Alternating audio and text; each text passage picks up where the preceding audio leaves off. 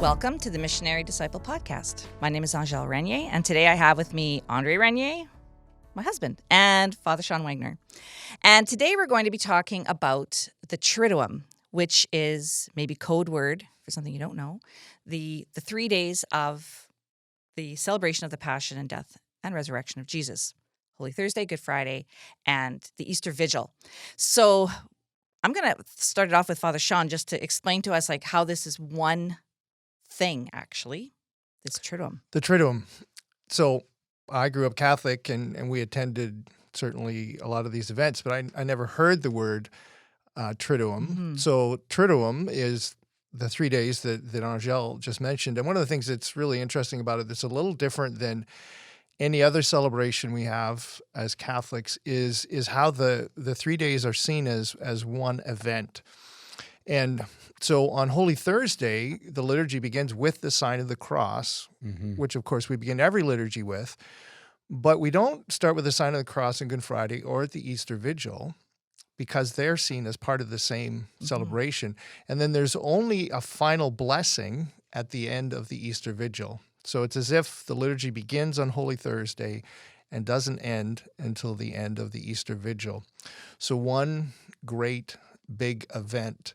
Now, in some ways, you might suggest that Pentecost is a part of this same event, right? Because it's Jesus' death, his resurrection, but also the outpouring of his Spirit. But what we want to talk about is the 3 days that are Holy Thursday, Good Friday, and the Easter Vigil. Yeah, and what we want to talk about is like how to enter into those things. As a missionary disciple, I'm sure we're going to go to those masses. Right. Well, they're maybe not masses, they're services. Because Friday is a service. Friday is a service because we don't do the Eucharist that same way. We just receive it. But anyway, being technical. But actually, we don't want to dive into the technical so much. We want to dive into the how we live it out. How do we embrace those days? And I know you're chomping at the bit to say some things about that. No, you're not? Well, no, I'm listening to you. Ah, and that's great. It seems like I'm chomping at the bit when I'm watching you, but I'm just impressed with what you're saying. Oh, really? Mm-hmm. Okay, I'll keep talking then. No, yes, okay. Go ahead. Maybe like I know we were hoping in this podcast to share things that we do as a family, you know, entering into those days. And let's just start with Holy Thursday, where it begins. Because I think sometimes what happens is if you don't view it as a oneness, exactly, then you maybe pick if you go to what you might attend and you see the in-between times as just filler. And we're going to another mass. Yeah. But it's actually meant to be this fluid thing. So I guess what I want to do is just like kick us off with Holy Thursday. Like, how do we enter into Holy Thursday? Which is really that, it's kind of that key entrance point of getting your mindset into the season. Well, I think it's important what you said about the oneness of it. I think it's part of the mindset of entering into Holy Thursday. Like, we can't see, at least for myself and what I really want our children to see, and we talk about it all the time, is that what is happening on Holy Thursday is the same thing that's kind of unfolding on Holy Saturday. So when we enter in Holy Thursday, it's a 3-day vigil. Like it's a 3-day thing. So we our mindset is this is a beginning. So we actually on supper Thursday night, we actually have a hearty meal because we know we're entering into this vigil. So I think that's part of the preparation is what you do actually for supper. Is we even call it the Last Supper in kind of a silly kind of way, but it's like we're going to eat really well now because we will actually do a modified kind of fast over those days until the end of the vigil. That's how we approach it with soup or bread or cheese, like something very, very simple, because we're entering into a mourning time. Like that's it's a grieving period of what Jesus is going through. So if I was grieving the loss of my grandmother, I wouldn't be shopping and eating chocolate bunnies, right? Like I'd be in a very somber kind of place and eating very simply. But just going back to Holy Thursday, because I mean, you play. It's kind of as a priest, it's your evening. But kind of everyone knows that. Well, probably the people watching this podcast would know that Holy Thursday the Eucharist and the priesthood Right. together, and I think it's beautiful. But to me, what really enters into the Triduum is actually what happens after the 1 hour, when After Holy Thursday, you after mean? Holy Thursday, The being with adoration. Jesus for 1 hour. I mean, now you're kind of entering into that story right away. Oh, he's in the garden. I'm going to go spend an hour with him. To me, that's almost a highlight. It is for Mm, my daughter, actually, my mm, youngest daughter, my mm. 13-year-old. What I would do is after Mass, we'd go right to the front, and Jesus was, Opposed. reposed. But I would talk to her about what's actually playing out here. Maybe talk a little bit. Why do we do that? Why the 1 hour after? Like, why would we kind of have that vigil? Or do you think it's important that we don't just leave after Holy Thursday, but we actually stick around for an hour? So I think, as you say, it's important to put that moment in its context, Mhm. and not even just its liturgical context, but like you say, the story of Mm-hmm. Jesus, because what we want to do is we want to enter in with Jesus, Exactly. enter into the things that he himself is going through. And so I think it's possible that after Holy Thursday, when we have that time of adoration from the end of the liturgy up until midnight, you could take that like any other time where you spend a little time in front of the Blessed Sacrament and spend a little bit of time in front of the tabernacle. But as you've alluded to, Mhm. no, what we're supposed to be considering is what would it have been like for Jesus to be Mhm. thinking about what was coming next, right? What was going through his mind and what was going through his Mm-hmm. heart. And again, not just because Jesus went through it, but because like there's always going to be moments like that in my life where there's something coming up that I'm anticipating that's going to be hard, that's going to be difficult, that's going to be painful. And how did Jesus deal with that? As I draw near to him as he's going through that, then in the future I can expect that he's going to draw near to Mm-hmm. me when I'm going through something similar, or Yeah. I'm facing something similar. So like what the church is really calling us to throughout these days, and in some ways you see a hint of it at Palm Sunday, is we're really called to participate in these events, Mhm. right? We're not just commemorating them. We're not just remembering Exactly. them. That's key. We're not even just sort of watching it unfold like a story All that they right. told before movies were invented. We're not watching it. We're Yeah. entering in. We're participating, and and it's amazing that God is inviting us. Jesus is inviting us to come with Him, be with Him, participate with Him, go through this with Him, and not because He wants us to suffer with Him so much Mm-hmm. as He wants us to experience all of the grace and all of the Mm-hmm. life that's going to flow as a result Yeah. of these A events. key thing you said is we enter into like what happened in the past is made present to us in a real way. Like we're kind of there with him. And Mm-hmm. so on Thursday, what I would do depends. We have 5 children. I bring, for example, the 3 oldest children with me to vigil because they're ready at the Thursday mass at the beginning of the vigil, and we'd stick around 1 hour after. Mm-hmm. And what was really interesting is that it was almost like it was a rite of passage for them. Okay, Mm. I'm now, because Mm. I used to go by myself, and Angele would stay home with the kids when they were younger, and she would do. Well, why don't you share a little bit about what you did while I was really at the church and you Yeah, weren't? when you were really being spiritual, I was I'd keep the youngest home and we would do kind of Montessori style, like we would act out the story of the Last Supper. So Oh. we would do grape juice and pita bread, and we would act it out. We'd act out the washing of the feet, which they absolutely loved. And they loved being Jesus to wash my feet more than getting their feet washed. And it was a highlight for them. We'd read the Bible story, we'd pray, I'd tuck them into bed, and then I would have my prayer, imagining myself in the garden. Sometimes we would even trade off. Like once he came home, sometimes I'd go back, depending. When we were Mhm. living in Saskatoon, we did that. And it was, that rite of passage when each of them was like, okay, I'm big enough to go spend the hour with Jesus at church. Like Mm, that was, Yeah. that was really important to I them. I think a key to this is it's a great mystery, but it's entering into something that is quite I don't know what the word would be.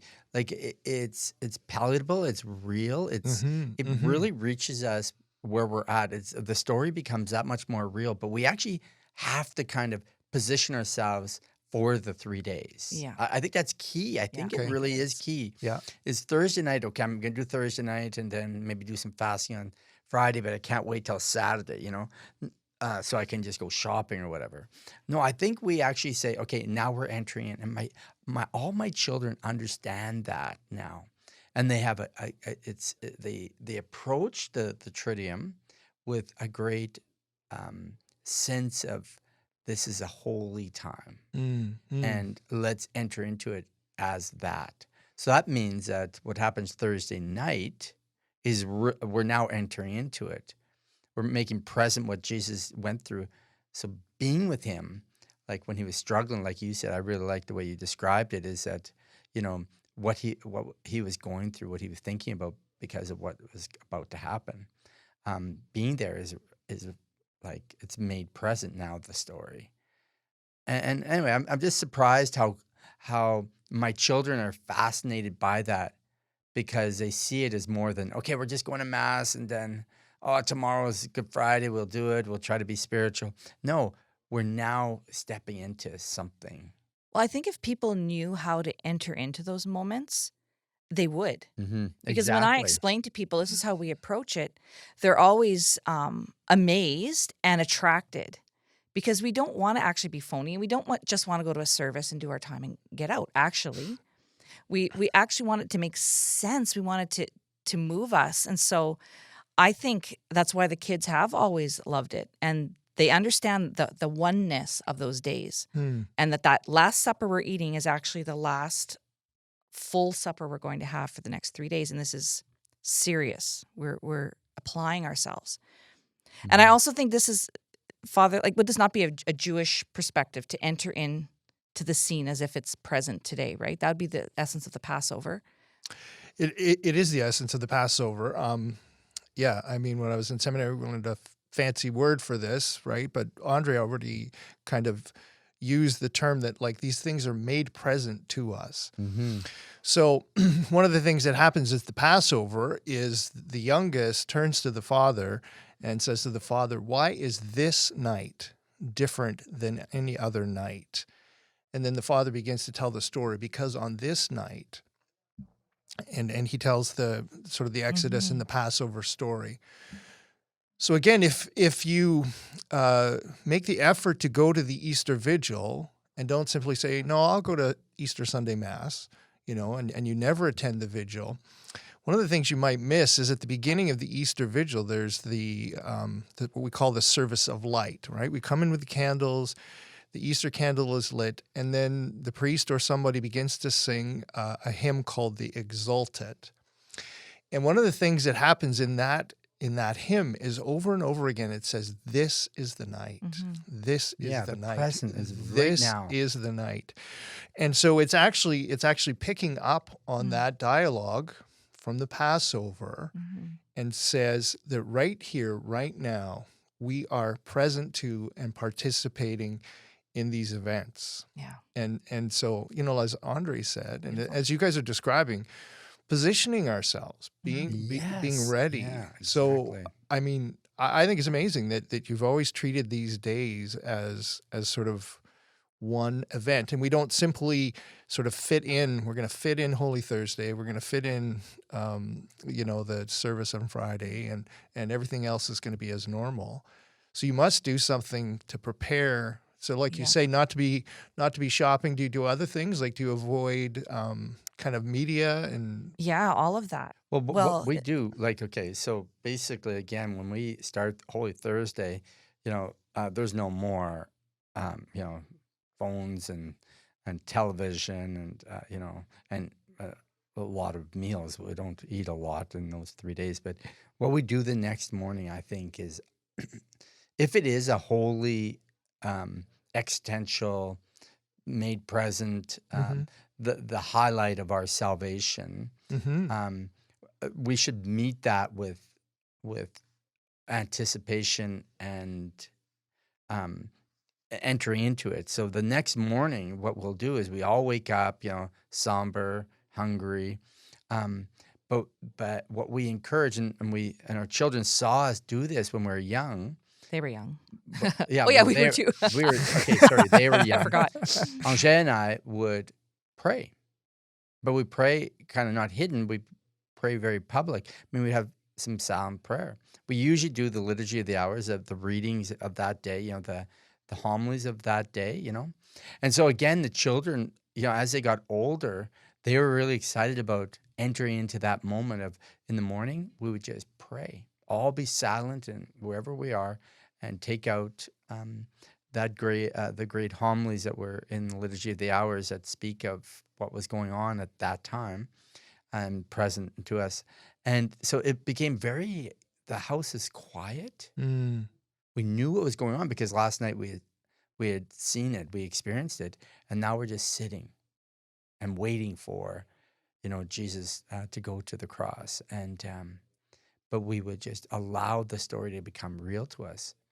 Well, what would happen after that? In the last couple of years, discussion would happen in the family. We'd be all kind of sitting around because we've all prayed around the same time. We've woken up, we've spent an hour of reflection because it's a very somber day, and then we talk about what it means to us, what the Lord was speaking to us in that prayer time. And it even became that much more real because we were all kind of talking about how it was impacting us right now.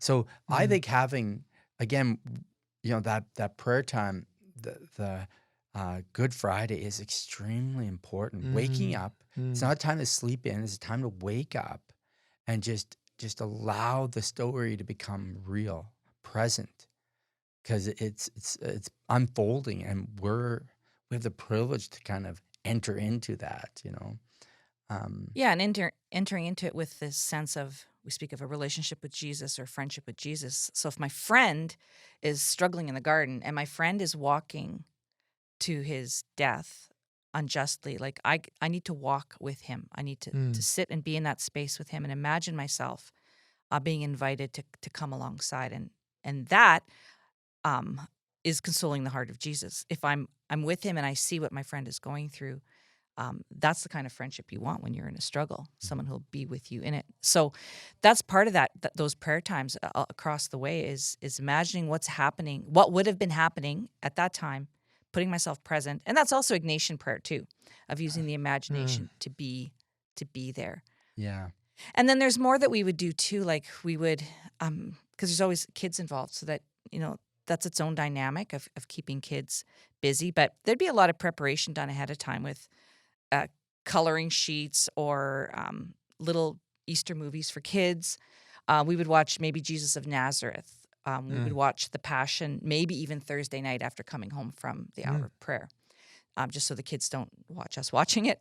But there'd be those things to just kind of put our reflection on the life of Jesus when we're not in our, prayer time proper.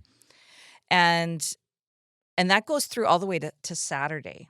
Saturday lunch is when things start to change for us. Okay. Because we're starting to ramp But up. I think okay, so I think and you could jump in here, but I think we Catholics generally have Good Friday down. Like we all kind of know we have to fast that day, pray that day, go to mass that day, and it's a solemn day. Although some people go, actually, I'm not going to make any judgment of what some people do. Well, not after. everybody approaches it in that way. No. As soon as the service is over, we're going for fish and chips. Yeah. Just hanging on. Actually, for us, after the mass is, after the service is done on Good Friday, we're coming home. And we've now, he's dead. This is extremely important time to enter in, because if he's dead, this isn't okay. We've done that. Now let's wait until the Easter Vigil. No, our salvation is being won right now. Hmm. So, let's match the Yeah. intensity. And But so, we lived that way too. Like before we had our teachings from our lay formation program in Saskatoon, like we would have done what everybody else does: is go out for food after Friday. Like it's done. Like we just did Good Friday, so now let's go get food. Let's go to the mall. Let's buy some, Easter usually I'm not in things. Good Friday, Do but some no, yeah, but after like yeah. we might have like I have to go run some errands. Saturday for sure is a in between day. Like get things done, go shopping, go see the Easter Bunny at the mall. Like those things happen. But when we had our teaching at lay formation, we were like, oh my goodness, like this Saturday is not in between day waiting for Sunday. Saturday is a day of maybe even mourning or confusion. Mm. Or on the other side, when we read the Liturgy of the Hours, we read the Office of the Readings, it's this story of victory. It's like Gandalf falling through Moria, fighting the Balrog and defeating, crushing sin and death and Satan forever, forever, forever in those days, freeing the people. So I would say, and give us a little bit of kind of perspective of what's happening on Holy Saturday.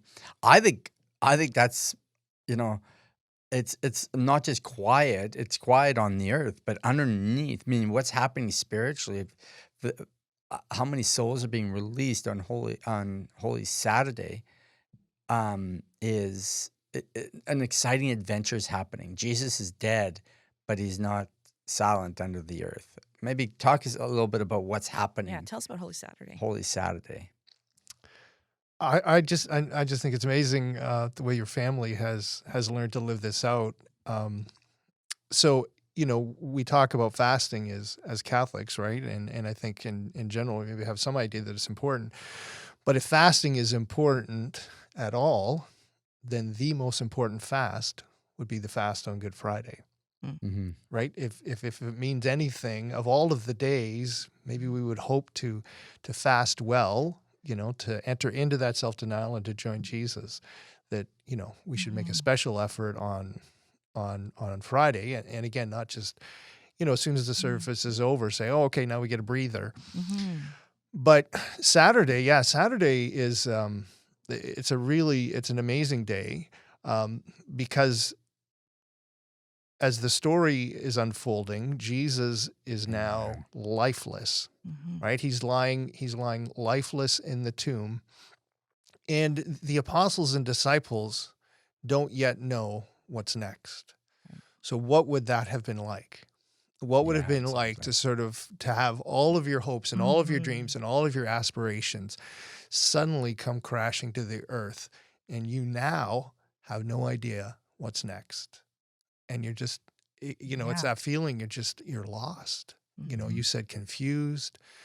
And so, again, if being silent, if being still is something we need to nurture as missionary disciples, then of all those days, Saturday should be the day that we struggle with that silence, that stillness.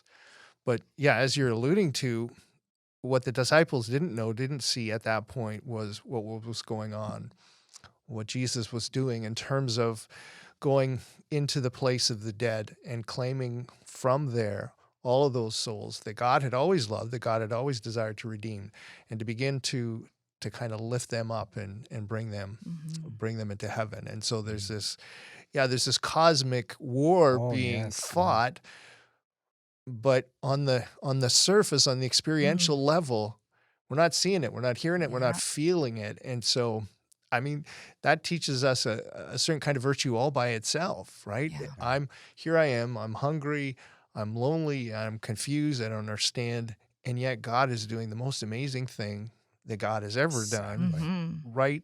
While I'm in that space. Yeah. So it is a very powerful time. Yeah, Saturday, again, we do the same thing we did on Sunday. On Friday, getting the days wrong here. On Saturday, what we do is we wake up, same thing. It's a little bit looser on a fast. We might have a cup of coffee. Sure. But we all kind of just sit around and pray for 1 hour. We just have our scriptures out. We would read as a family that great homily about how Jesus goes in and releases. I just almost brings emotions upon me is the releasing of Adam and Eve from prison. and how Adam just cries out and sees, the Redeemer coming. And so we just enter into that moment, and then we again share kind of what God is saying. And again, it brings the significance of Saturday to our minds, Mm-hmm. that this is the day. If you think about it, this is a day of our salvation. This is a day where we are actually, he's doing the work of kind of releasing us. Mm-hmm. And so I do not want that to pass me by.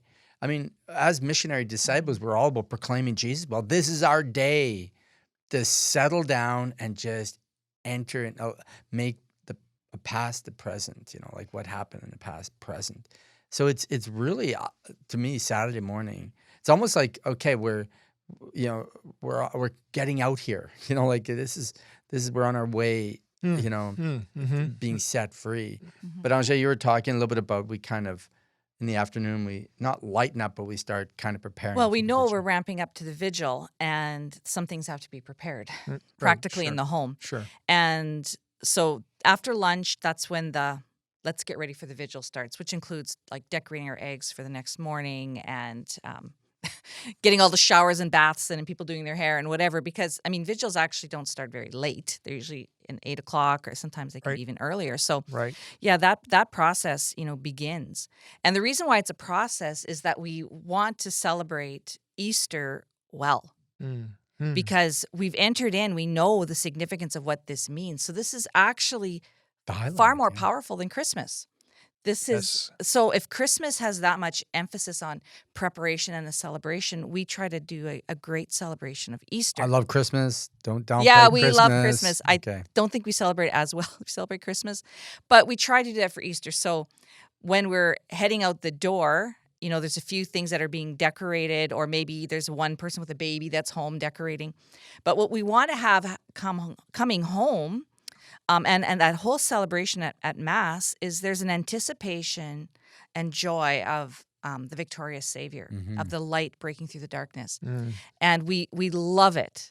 And we love coming home, and we just pig out. Like, it's just, there's so much food. But it's not just kind of, okay, I've done my fast, I can eat. No. It's actually, we put into the psyche of our children, but it should be in the psyche of all Christians, is that Christ is risen from the dead. Let's celebrate. Mm-hmm. Let's really Mm-hmm. enter into this. So, I think, doing the eggs and doing our hair and doing all the things, now I think about it, it really is, what we're doing is we're preparing for that evening. So it's not just, okay, we got to take care of all this stuff, but we've kind of set up, and now the preparing the eggs, preparing our hair is in context of what's happened over the last 3 days.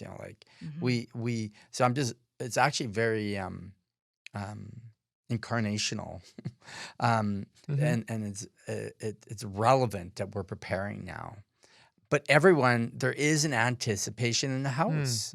It's kind of like we're lightening up a little bit, and you can hear the kind of the rumblings of, Oh, at home. Yeah. Yeah, you can I hear thought the you meant at the rumble. parish. But Yeah. at the parish, too, there's that anticipation in that celebration, Yeah. because to make a decision to come to a Saturday 3-hour Mass in the evening is going to pull generally the very dedicated people who genuinely want to celebrate the Triduum and celebrate Christ's resurrection in a significant way. So there is an anticipation in the church.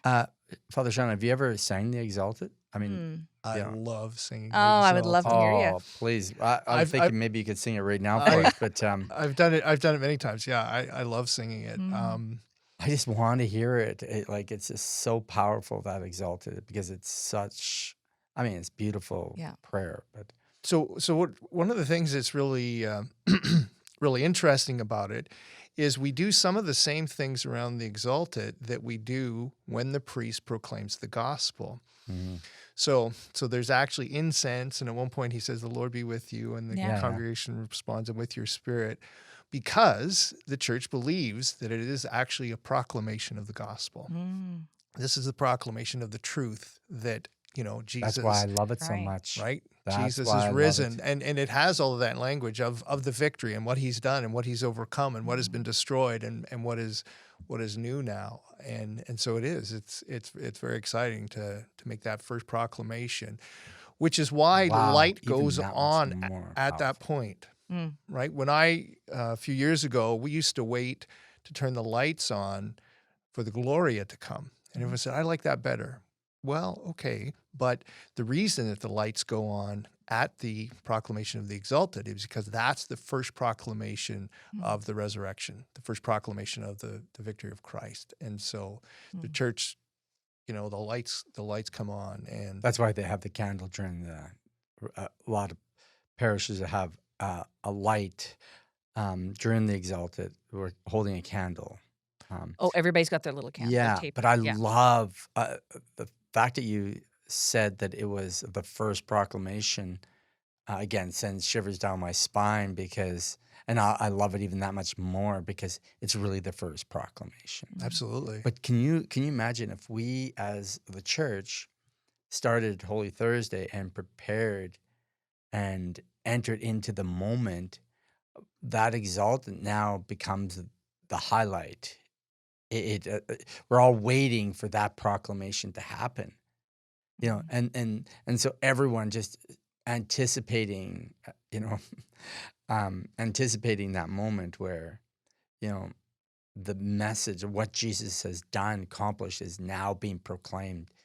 It would mean something even that much more if I've kind of went through, shared the whole story. Yeah.